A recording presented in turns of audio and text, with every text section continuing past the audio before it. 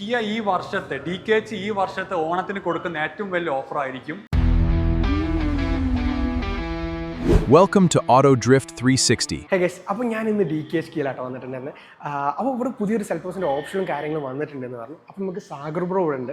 സാഗർ ബ്രോനെ വിളിച്ചിട്ട് നമുക്ക് കൂടുതൽ കാര്യങ്ങൾ ചോദിക്കാം കേട്ടോ. പുള്ളി ഡീറ്റെയിൽ ആയിട്ട് പറഞ്ഞുതരും. നമ്മളിത് ഈ വേരിയൻറ്റ് മാത്രമല്ല, സെൽറ്റോസിൽ എന്തൊക്കെ ഉണ്ട്, ഇനി ഓഫേഴ്സ് ഉണ്ടോ, എന്തൊക്കെയാണ് വേറെ കാര്യങ്ങൾ, സർവീസിന് എത്ര പൈസയാവും, എല്ലാ A to Z കാര്യങ്ങൾ ഈ സെൽറ്റോസിനെ കുറിച്ചിട്ടുള്ളത് ഈ വീഡിയോയിൽ നമ്മൾ കവർ ചെയ്യും കേട്ടോ. Hi Sagar bro. യെസ് പറഞ്ഞോളൂ. അപ്പോൾ നമ്മുടെ വണ്ടി സെൽറ്റോസ് പുതിയൊരു അപ്ഡേഷൻ വന്നെന്ന് കേട്ടു. എന്തൊക്കെയാണ് അറിയണം, അതേപോലെ സെൽറ്റോസിനെ കുറിച്ച് എനിക്ക് കുറച്ച് ഡീറ്റെയിൽസ് അറിഞ്ഞുതരും. ഇത് ചിലപ്പോൾ ഒരുപക്ഷെ പുതിയ ആൾക്കാരായിരിക്കും കാണുന്നുണ്ടാവുക. അപ്പോൾ അവർക്ക് വേണ്ടിയിട്ടാണ് നിങ്ങൾ സെൽറ്റോസ് എന്താണ്, എങ്ങനെയാണ് എന്നുള്ള ചെറിയൊരു ഇൻട്രൊഡക്ഷൻ പറഞ്ഞു. പറയാലോ. 2019 മുതലാണ് ഇന്ത്യയിൽ സെൽറ്റോസ് ലോഞ്ച് ചെയ്യുന്നത്. ഒരു മിഡ് സൈസ് XUV ആയിട്ടാണ് സെൽറ്റോസ് അന്ന് ഇന്ത്യൻ മാർക്കറ്റിലോട്ട് വരുന്നത്. 2019 മുതൽ 2026 ഈ ഒരു ഓണം മാസം എന്ന് നിൽക്കുമ്പോഴേക്കും സെൽറ്റോസിന് ഒരുപാട് മാറ്റങ്ങൾ ഫീച്ചേഴ്സിൽ കൊണ്ടുവന്നിട്ടുണ്ട്. ഇപ്പോൾ നിയറസ്റ്റ് ആയിട്ട് വന്നിട്ടുള്ള സെൽറ്റോസിൽ അടിമുടി മാറ്റങ്ങളാണ് ഇപ്പോൾ കിയ കൊണ്ടുവന്നിട്ടുള്ളത്. അപ്പോൾ ഫ്രണ്ട് സൈസ് നോക്കുകയാണെങ്കിൽ തന്നെ പഴയ സെൽറ്റോസ് ആയിട്ട് കമ്പയർ ചെയ്യുന്ന സമയത്ത് ഒരുപാട് ഫീച്ചേഴ്സ്, അപ്പോൾ ലുക്ക് വൈസ് തന്നെ മാറ്റം കൊണ്ടുവന്നിട്ടുണ്ട്. ഫ്രണ്ടിൽ ന്യൂ വന്നിട്ടുള്ള ഒരു ഗ്രില്ല്, ന്യൂ ഡിസൈൻ ബമ്പർ, അതിൻ്റെ ഒരു ഫോഗ് ലാമ്പ് കൊണ്ടുവന്നിട്ടുള്ളത്. അപ്പോൾ നമുക്ക് എൻജിൻ വൈസിലേക്ക് വരുന്ന സമയത്ത് നമുക്ക് 4 രീതിയിലാണ് എൻജിൻ ഓപ്ഷൻ വരുന്നത്. പെട്രോളിൽ തന്നെ നമുക്ക് 3 ഓപ്ഷൻ വരുന്നുണ്ട്. ഈ സെഗ്മെന്റിൽ തന്നെ വേറെ ഒരു ബ്രാൻഡും ഇല്ലാത്തൊരു ഓപ്ഷനാണ് നമുക്ക് പെട്രോൾ രീതിയിൽ വരുന്നത്.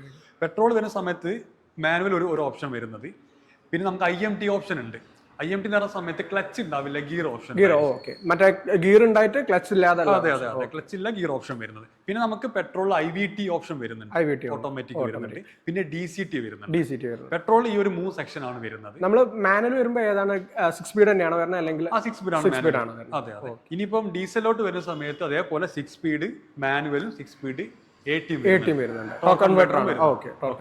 അപ്പൊ എൻജിൻ വൈസ് നോക്കുന്ന സമയത്ത് നമുക്ക് മാനുവലും ഓട്ടോമാറ്റിക്കും ചേർത്ത് വരുന്ന സമയത്ത് ഒരു 4-5 ഓപ്ഷൻ നമുക്ക് അവൈലബിൾ ആണ്. 4-5 ഓപ്ഷൻസ് ഉണ്ട്. അപ്പൊ നമുക്ക് ഏതൊക്കെ വേണമെന്നുണ്ടെങ്കിൽ ഇതിൽ തന്നെ കൺഫ്യൂഷൻ ആവും തോന്നുന്നില്ല.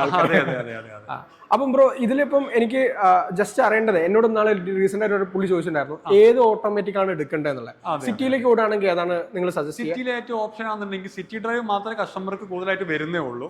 ഔട്ടിംഗ് കുറവാണെന്നുണ്ടെങ്കിൽ IVT ആയിരിക്കും ഒന്നുകൂടി. IVT ആയിരിക്കും കുറച്ച് ബെറ്റർ അല്ലേ? അതേ സ്ഥാനത്ത് ഒന്നും കൂടി ഒരു പെർഫോമൻസ് കീപ്പ് ചെയ്യുന്ന ഒരു കസ്റ്റമർ ആണെന്നുണ്ടെങ്കിൽ അവർക്ക് ഏറ്റവും നല്ല DCT ആയിരിക്കും. പെട്രോളാണെങ്കിൽ ഡീസലാണെങ്കിൽ പിന്നെ ഒന്നല്ലോ, നമുക്ക് ഓപ്ഷൻ. ഇനി അതെല്ലാം നമുക്ക് IMT ഓപ്ഷനും വരുന്നുണ്ട്. IMT ഓപ്ഷൻ വരുന്നത് കസ്റ്റമർക്ക് ഓട്ടോമാറ്റിക്കും ആയിരിക്കണം, പക്ഷെ മാനുവൽ ആയിട്ട് ഗിയർ ചേഞ്ച് ചെയ്യാൻ കൂടി വേണമെന്നുണ്ടെങ്കിൽ നമുക്ക് IMT-യിലേക്ക് ചൂസ് ചെയ്യാം. ഓക്കെ. അപ്പൊ നല്ല ഒരു ഫ്ലെക്സിബിലിറ്റി ഉണ്ട് ഗിയർ ബോക്സിന്റെ കാര്യത്തിലാണ്. അതെ. നമുക്ക് ഏത് രീതിയിൽ വേണമെങ്കിൽ കസ്റ്റമർക്ക് അത് ഓപ്ഷൻ തിരഞ്ഞെടുക്കാൻ പറ്റും. ഓപ്ഷൻസ് അനുസരിച്ച് മാറ്റിയെടുക്കാൻ പറ്റും. നമുക്ക് ടർബോ എഞ്ചിനാണ്. ഇത് പെട്രോൾ ഓപ്ഷൻ ആണ് വരുന്നത്. നമുക്ക് 4 സിലിണ്ടർ ആണ് നമുക്ക് എഞ്ചിൻ വരുന്നത്. അതിന്റെ ഒരു അടയാളമാണ് ഇവിടെ 4 എണ്ണം കൊടുത്തിട്ടുള്ളത്. ഓക്കെ. ഒരു രസകരമായിട്ടുള്ള ഫീച്ചേഴ്സ് മറ്റു വണ്ടി ഞാൻ ശ്രദ്ധിക്കാത്ത ഒരു ഓപ്ഷനാണ്. നമുക്ക് ഈ ഒരു ബോണറ്റ് ഹൈഡ്രോളിക് ആണ് വരുന്നത്. ജസ്റ്റ് ഒന്ന് ഓപ്പൺ ചെയ്ത് വെച്ചാൽ മതി. പിന്നെ നമുക്കത് ഫുള്ളി തെരഞ്ഞെടുക്കേണ്ട ആവശ്യമില്ല. ലിവർ നമുക്ക് പഴയ ഓപ്ഷനിലൊക്കെ നമുക്ക് ലിവർ ആയിരുന്നു ഉണ്ടായിരുന്നത്. അതിന് പകരം നമുക്ക് ഇവിടെ വരുന്നത് ഹൈഡ്രോളിക് ആണ് അല്ലേ? ഓക്കെ. അപ്പൊ അതുകൊണ്ട് തന്നെ വലിയ പ്രശ്നമില്ല. പിന്നെ എനിക്ക് തോന്നുന്നു ഇതിന് വെയിറ്റ് ഒക്കെ കൂടിയിട്ട് മറ്റേ നമ്മുടെ റേറ്റിംഗ് റേറ്റിംഗ് 5 സ്റ്റാർ വരുന്ന വെഹിക്കിളാണ്. അതന്നെ, നല്ല അത്യാവശ്യം വെയിറ്റ് ഉണ്ട് കേട്ടോ. അപ്പൊ അതുകൊണ്ട് തന്നെ ഹൈഡ്രോളിക് ആയതുകൊണ്ട് കുഴപ്പമില്ല. നമ്മളെ ഈ ഒരു സെൽറ്റോസിൽ കഴിഞ്ഞ ദിവസങ്ങളിലായിട്ട് പുതിയൊരു വേരിയന്റ് ലോഞ്ച് ചെയ്തിട്ടുണ്ട്. GTX-O എന്നാണ് ആ ഒരു വേരിയന്റിന്റെ പേര് വരുന്നത്. ഓപ്ഷണൽ തന്നെയായിട്ട് വരുന്നത്. അതിൽ നമുക്ക് അത്യാവശ്യം വേണ്ട ഒരു 4-5 ഫീച്ചേഴ്സ് അഡീഷണൽ ആഡ് ചെയ്തിട്ടുണ്ട്. അല്ല, ഈ ഓപ്ഷൻ GTX എന്ന് പറഞ്ഞാൽ ടോപ്പ് എൻഡ് ആണല്ലോ? ടോപ്പ് എൻഡ് മുകളിലാണ് ഇപ്പൊ ഒരു ഓപ്ഷനും കൂടി എക്സ്ട്രാ ആഡ് ചെയ്തിട്ടുണ്ട്. നമുക്ക് ഫീച്ചേഴ്സ് കണ്ടാലൊക്കെ നോക്കിയാൽ പരിചയപ്പെട്ടാലും. അപ്പൊ നമ്മൾ സെൽറ്റോസിന്റെ ഇന്റീരിയറിലേക്ക് വന്നിട്ടുണ്ട് കേട്ടോ. ഭയങ്കര മാസ്മരിങ് തന്നെയാണ്. ഇത് വേറെ തന്നെ ലോകം എന്ന് വേണമെങ്കിൽ പറയാം. ഫീച്ചർ റിച്ച് ആണ് സെൽറ്റോസിനുള്ളിൽ, നിങ്ങൾക്ക് എല്ലാവർക്കും അറിയാനാണ്. പക്ഷെ ആ 4 ഫീച്ചേഴ്സ് ആഡ് ആയിരിക്കുന്നത് ഉള്ളിലാണ്. അപ്പൊ ബ്രോ നമുക്കത് ഒന്ന് പറഞ്ഞു ബ്രോ. തീർച്ചയായും നമ്മൾ ഈ പരിചയപ്പെടുന്ന വേരിയന്റ് എന്ന് പറഞ്ഞാൽ GTX-O എന്നുള്ള ഓപ്ഷൻ അഡീഷണൽ ആയിട്ട് കൊണ്ടുവന്നിട്ടുള്ളത്. ഇതിൽ മേജർ ആയിട്ട് നമുക്ക് കൊണ്ടുവന്നുള്ള മാറ്റങ്ങൾ എന്തൊക്കെയാന്ന് വെച്ചാൽ ഡാഷ് ക്യാം നമുക്ക് ഇൻബിൽഡ് ആയിട്ട്, ഫ്രണ്ടും ബാക്ക് നമുക്ക് ഇൻബിൽഡ് ആയിട്ട് വേരിയന്റിൽ നമുക്ക് ഈ ഒരു ഓപ്ഷൻ ഉണ്ടായിരിക്കില്ല. പ്രൊഡക്ഷൻ ആണ് വരുന്നത്. അതോടൊപ്പം തന്നെ നമുക്ക് ഹെഡ് അപ്പ് ഡിസ്പ്ലേ കൊണ്ടുവന്നിട്ടുണ്ട്. അപ്പൊ HOD നമ്മൾ ഡ്രൈവ് ചെയ്യുമ്പോൾ ഇത് മാറൂല, അതെ, ക്ലസ്റ്റർ ചെക്ക് ചെയ്യേണ്ട ആവശ്യം നമുക്ക് നോർമൽ ഗ്ലാസ് നോക്കി കഴിഞ്ഞാൽ നമുക്ക് അതിന്റെ സ്പീഡ് കാര്യങ്ങൾ നമുക്ക് നമുക്ക് അറിയാൻ പറ്റും. അതോടൊപ്പം തന്നെ കൊണ്ടുവന്ന ഫീച്ചേഴ്സ് ആണ് നമുക്ക് AQIയുടെ എയർ പ്യൂരിഫയർ. അതെ, ഇതും കൊണ്ടുവന്നിട്ടുണ്ട്. ക്ലൈമറ്റിനകത്ത് നമുക്ക് ഏറ്റവും അത്യാവശ്യം വണ്ടിക്ക് അകത്തുള്ള സ്മെല്ല് കാര്യങ്ങളൊക്കെ പ്യൂരിഫൈ ചെയ്യാൻ ഏറ്റവും ബെനിഫിറ്റ് ഉള്ള ഓപ്ഷൻ ഈ ഒരു വേരിയന്റിൽ മാത്രമേ ഇത് ഇൻബിൽഡ് ആയിട്ട് വരുന്നുള്ളൂ. അതെ അതെ. നമുക്ക് ഈ ഒരു വേരിയന്റിൽ എടുത്തു പറയേണ്ട മേജർ ആയിട്ടുള്ള ഒരു ഫീച്ചർ ആണ് digital key. Digital key add ചെയ്തിട്ടുണ്ട്. അതെ അതെ, ഡിജിറ്റൽ കൊണ്ടുവന്നിട്ടുണ്ട്.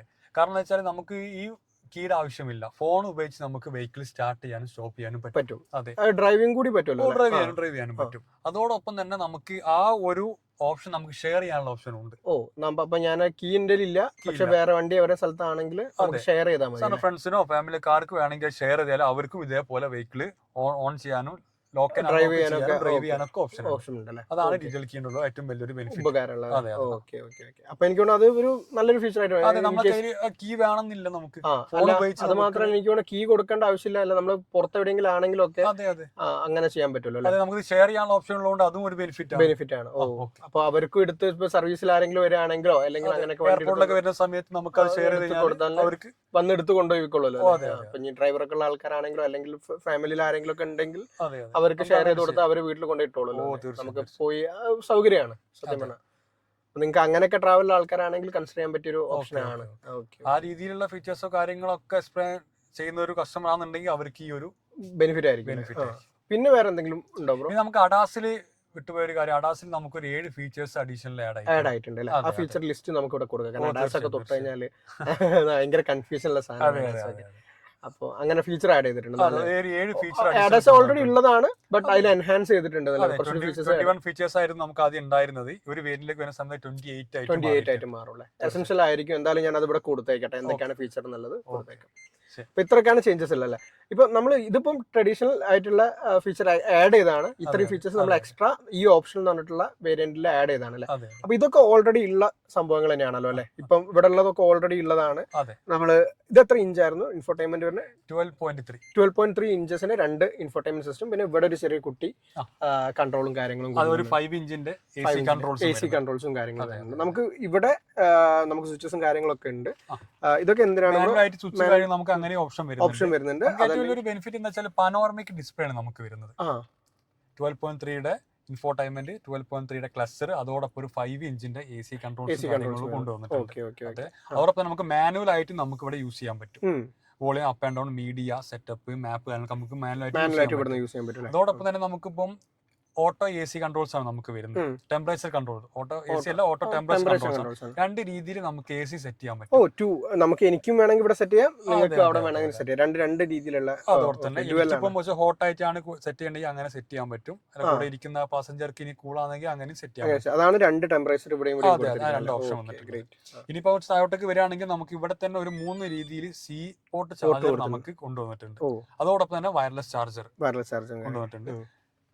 പിന്നെ ഇവിടെ നമുക്ക് പുഷ് ബട്ടൺ സ്റ്റാർട്ട്, അതോടൊപ്പം ഓട്ടോ ഹോൾഡ്, ഫ്രണ്ടിലെ പാർക്കിംഗ് സെൻസർ, ക്യാമറ നമ്മൾ നോക്കി കഴിഞ്ഞാൽ ഇവിടെ ക്യാമറ ഡിജിറ്റലായിട്ട് നമുക്ക് കാണാൻ പറ്റും. അതോടൊപ്പം ഓട്ടോമാറ്റിക്കലി മാത്രമാണ് നമുക്ക് ഇവിടെ ഇങ്ങനെ ഒരു കപ്പ് ഹോൾഡർ ഓപ്ഷൻ വരുന്നത്. ഓട്ടോമാറ്റിക് വേരിയന്റിൽ മാത്രമാണ്. ഇതാണ് നമ്മുടെ കീ വരുന്നത് കേട്ടോ. കീ ഇങ്ങനെയാണ് വരുന്നത്. 2 കീ ആണ്. അതെ, 2 കീയോട് കൂടിയാണ് വരുന്നത് അല്ലേ? അപ്പോൾ ബ്രോ, ഇനി അടുത്ത് നമ്മൾ ഏറ്റവും കൂടുതൽ അറിയേണ്ട ഒരു സംഭവം എന്ന് വെച്ചാൽ സർവീസിനെ കുറിച്ചിട്ടാണ്. കാരണം എല്ലാവർക്കും കിയ വണ്ടിയാണ് അല്ലെങ്കിൽ ഇങ്ങനത്തെ വണ്ടികൾ, മാരുതി അല്ലാത്ത വണ്ടികൾക്കൊക്കെ ഭയങ്കര സർവീസ് കോസ്റ്റ് എന്നുള്ള രീതിയിലാണ് വരിക.